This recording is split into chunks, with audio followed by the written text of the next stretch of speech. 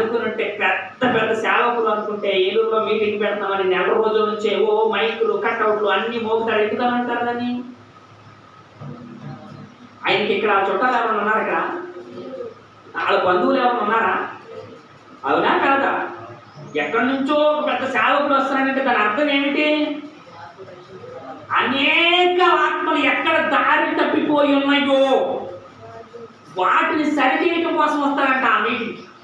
హల్లెలూయా అన్నప్పుడు మనం ఏం చేయాలి? ఇప్పుడు వీళ్ళందరూ, అందులో పాస్టర్లు కూడా బోల్డ్ మంది ఉంటారు. తెలుసా మీకు? పాస్టర్లు కూడా బోల్డ్ మంది ఉంటారు. అవునా? హల్లెలూయా. బాగా అర్థం చేసుకోండి. అక్కడ కూడా పాస్టర్లు అనేకం ఉండి ఏం చేస్తారంటే వాక్యాన్ని వింటారు, సందర్శిస్తారు. అవునా? తనలో ఉన్న తప్పు కూడా ఏదో ఉంటుంది అక్కడ, దాన్ని సరి చేసుకోవడం కోసం ఎక్కడి నుంచో వస్తున్నాడు కదా అని అనుకుంటారు. హల్లెలూయా. కానీ దేవుడు ఏం చెప్తున్నాడంటే మనకి, నీ ఆత్మని పరిశీలించుకోవడానికంట, నీ దేహమును సరి చేసుకోవడానికంట అందుబాటులో ఉన్న ఏ మెకానిక్ దగ్గరికి వెళ్ళి బండిని బాగు చేయించుకున్నావో అందుబాటులో ఉన్న వాక్యానికి సమయోచితంగా విని పరిశీలించుకోవాలట. అవునా? తప్పనిసరిగా మళ్ళా అది మైనర్ ప్రాబ్లం అవ్వచ్చు, ఏంటది మేజర్ ప్రాబ్లం అవ్వచ్చు, మైనర్ ప్రాబ్లం అవ్వచ్చు. దానికి మనం ఏం చేస్తాం? ఇప్పుడు శాంతే చెప్పాలి నాటకే. వీళ్ళందరూ అడిగితే ఏమవుతుంది? వీళ్ళందరూ పడుతూ ఉంటారా వాళ్ళగా? అప్పుడు ఏం చేయాలి? అప్పుడు మన మెకానిక్ ఎక్కడా అని చూద్దాం అక్కడ. ఎందుకంటే వేరే మెకానిక్ దగ్గరికి వెళ్తే అతను ఏం చెప్తాడో మనకు అర్థం కాదు, అది పరిష్కారము కాదు. అప్పుడు ఏం చేయాలి? అప్పుడు ఏ మెకానిక్? ఫ్యామిలీ మెకానిక్ అంట. హల్లెలూయా. ఆ ఫ్యామిలీ మెకానిక్ దగ్గరికి వెళ్తే అంత కాదు, ఇంతలో చేసుకుందాంలే మనము అని తన జాగ్రత్త చెప్తాడు అక్కడ. అదే అవసరం లేని చోటకి వెళ్ళిపోతే పరిష్కారం అడిగితే అక్కడ ఏం చెప్తాడు? అమ్మో నీకు తెలవదో నీలో ఎంత ఉందో, నిన్ను బట్టి ఎన్ని ఉన్నాయో కూడా నీకు తెలవదు అంటారు అక్కడ. హల్లెలూయా. గమనించుకోండి, జాగ్రత్త పడండి. అట్లా ఆ తక్షణ ప్రక్రియ కోసం మాత్రమే ఆత్మను పరిశీలించుకోవడానికి వాక్యం వినడానికి వెళ్ళాలంట. కానీ పరిష్కారం అడగడానికి వెళ్ళకూడదుమా? పరిష్కారం అడిగితే ఏమవుతుంది? నీకు తెలుసా అసలు ఎన్నో ఉన్నాయో మీలో? నీ ఇంటి చుట్టూ ఎన్ని తిరిగి నీకు తెలుసా అంటారంట అక్కడ. హల్లెలూయా. జాగ్రత్త, చాలా ఆత్మ పరిశీలన చేసుకోవాలట. ఏం చేయాలి? ఇప్పుడు నీ బండి అక్కడ తక్షణ ప్రక్రియగా పక్కన కదలటానికి బట్టి ఏం చేయాలి?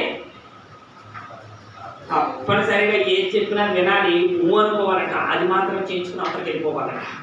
హల్లెలూయా.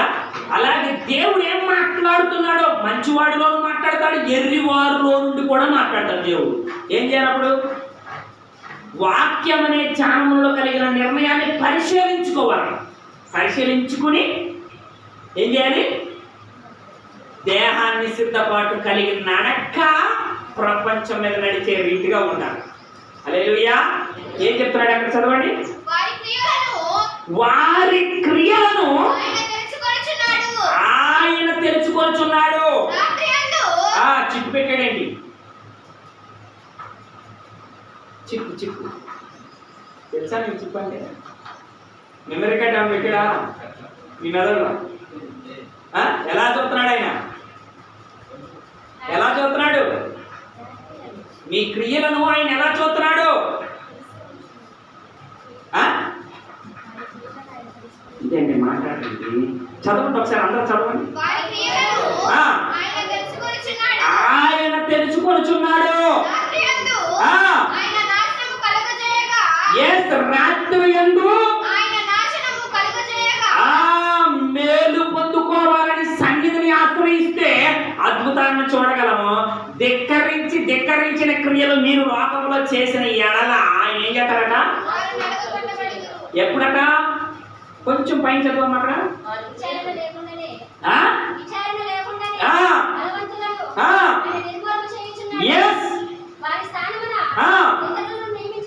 ఇతరులను నియమించుచున్నాడు, వారి క్రియలను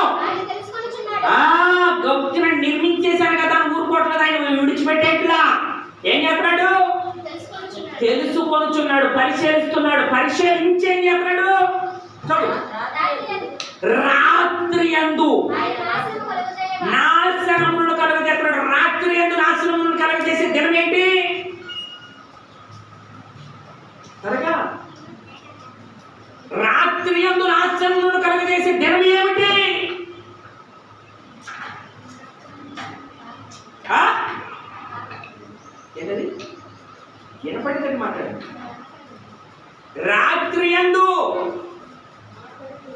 కలుగజేసే ఆ నాశనము కలిగిన దినము ఏంటి? ఇక రాకడే అనుకోండి. అక్కడ దొంగ నిట్టమట్టాన్ని చెప్పొచ్చు పడ్డావు. ఎప్పుడు పడతాడంట? అర్ధరాత్రి కాడ. చదవండి ఒకసారి అక్కడ. రాత్రి యందు ఆయన నాశనము కలుగజేయగా వారు నలగగొట్టబడుదురు. దుష్టులని బహిరంగముగానే ఆయన వారిని శిక్షించును. వారు ఆయనను అర్థమైందా? ఇప్పుడు జ్ఞానంతో ఆలోచిస్తే, కళ్ళు పెట్టి చూస్తే, నోరు పెట్టి చదివితే గ్రహించగలుగుతున్నాను నిర్ణయాన్ని. అందుకని నేనేం చెప్తున్నాను మీకు, సమయమును పోనీయక. అవునా? పని అనుకోమాకండి. అది మీకు పోబెడుతుందని మీరు అనుకున్న శరీరాన్ని పట్టేది అవుతుంది. ఏంటంట? ఆత్మవసుడు అవడం అనేది ఇంపార్టెంట్ అంటే ఇక్కడ. వాక్యం అనే ఆహారాన్ని భుజించడం ఇంపార్టెంట్ అంటే ఇక్కడ. హల్లెలూయా, హల్లెలూయా.